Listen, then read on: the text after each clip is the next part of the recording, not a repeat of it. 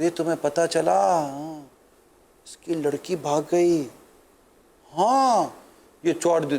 ارے بھائی نہیں بھاگی تھی خدا کے بندو, وہ آ گئی واپس, کام سے گئی تھی وہ, یہ تو جھوٹی خبر کی, اور خدا نہ خاصا بھاگی گئی. تو آپ کو کیا ہے پرابلم, کیا آپ کو یہ کوئی بات ہے کرنے کی؟ وہی لڑتے رہتے میاں بیوی جب دیکھو. ہاں میری تو دیوار ساتھ ہے نا بھائی, مجھے تو بس پتہ چل جاتا ہے نا. اللہ ایسی افسوس کر کے غیبتیں چگلیاں تہمتیں کریں گے. اللہ کی پناہ. آتے جاتے ہوئے تانگ جھانگ کریں گے, آتے جاتے ہوئے ایک دوسرے کی برائیاں کریں گے, پھر وہ اس سے برائی کرے گی, پھر اس کی برائی اس برائی سے کرے گی, اس سے برائی کرے گی. یہ پڑوسی ہیں. اللہ کی پناہ. اللہ برے پڑوسیوں سے نجات دے, برے پڑوسیوں سے اللہ اپنی پناہ میں رکھے. پڑوسی اپنے پڑوسی کی تکلیف کو دور کرتا اور اس کے عیبوں کو, اس کی خطاؤں کو چھپاتا ہے, اس کے غموں کو اور اس کی تکلیفوں کو بڑھاتا نہیں ہے. بعض تو ایسے عجیب پڑوسی ہوتے ہیں کہ پڑوسی ڈر رہا ہوتا ہے کہ یار اس کو نہ پتہ چلے, اس کو پتہ چلا تو گئے, کارڈ چھپانے کی ضرورت ہی نہیں ہے, اس کو بتا دو اپنی پوری بلڈنگ کو پتہ چل جائے گا کہ بچے کی شادی کس تاریخ کو ہے. ایسا یوں بالکل 2 منٹ, بلکہ کہہ کر بھی بتاؤ نا کسی کو بتانا نہیں, تو جلدی بتا دیں گے. دیکھ کسی کو بتانا ہی نہیں, کسی کو بتانا ہی نہیں. ایسے عجیب و عجیب قسم کے پڑوسیوں سے بعض اوقات پالا پڑتا ہے. آپ تو کہیں ایسے نہیں ہیں. اللہ مجھے ہی بچا, اللہ آپ کو ہی بچا کر رکھے. کپڑے سکھانے کے لیے اگر آپ نے اوپر تار پر ڈالیں یا رسی پر ڈالیں, دیکھیں کہ نیچے پڑوسیوں کے کپڑے سوکھ تو نہیں رہے, کہ پتہ چلے اس کے کپڑے اٹھانے کی باری ہے یا آپ نے گیلے کپڑے ڈال دیے, دوبارہ سے کپڑے گیلے ہو گئے. اس نے نیچے سے اوپر پہ بولا, وہ اوپر سے نیچے اس نے کچھ بولا.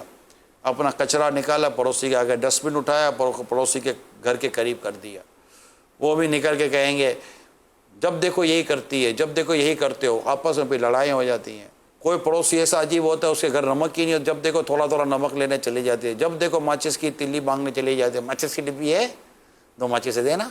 الائچی ختم ہو گئی ہے, ٹھیک ہے کبھی ضرورت ہوتی ہے, لیکن ہر وقت کبھی الائچی تو کبھی لونگ تو کبھی تج تو کبھی دار چینی تو کبھی نمک تو کبھی چینی تو کبھی چائے کی پتی تو کبھی دودھ کا چھوٹا سا پیالہ, ہر وقت ایسا بھی نہیں ہونا چاہیے. اور اگر کوئی خدا نہ کرے ایسا پڑوسی حاجت مند, آپ کو لگتا ہے کہ حاجت مند ہے, ضرورت مند ہے, اس کے گھر میں ضرورت کی چیزیں کھانے پینے کی نہیں ہوتی, تو پھر اللہ آپ کو توفیق دے تو آپ ان کی مدد کر دیں. آپ میری بات سنتے سنتے اپنے پڑوسی کے بارے میں مت سوچیے گا, اب اپنے بارے میں سوچیے کہ آپ ایسے پڑوسی ہیں یا نہیں ہیں.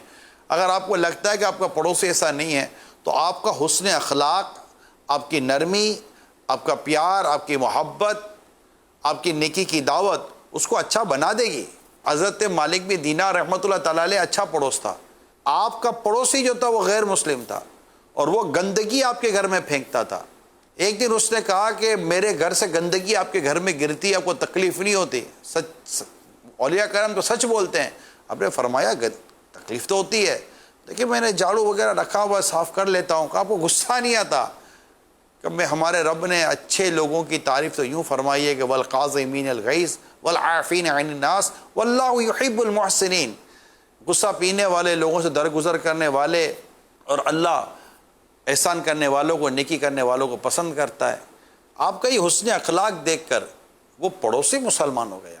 ہمارے اسلام و دین میں پڑوسیوں کے حقوق کو بہت ہی تاکید کے ساتھ بیان کیا گیا ہے, جس کو انگلش میں کہتے ہیں رائٹس آف نیبر. دنیا کیا رائٹس کی بات کرے گی, جو حقوق کی اور رائٹس کی بات ہمارا اسلام, ہمارا دین ہمیں بتاتا بھی ہے, ہمیں سکھاتا بھی ہے.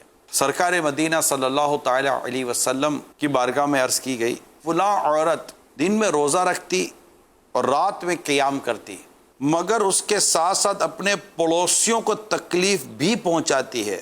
تو نبی پاک صلی اللہ تعالی علیہ وسلم ارشاد فرمایا وہ عورت جہنمی ہے.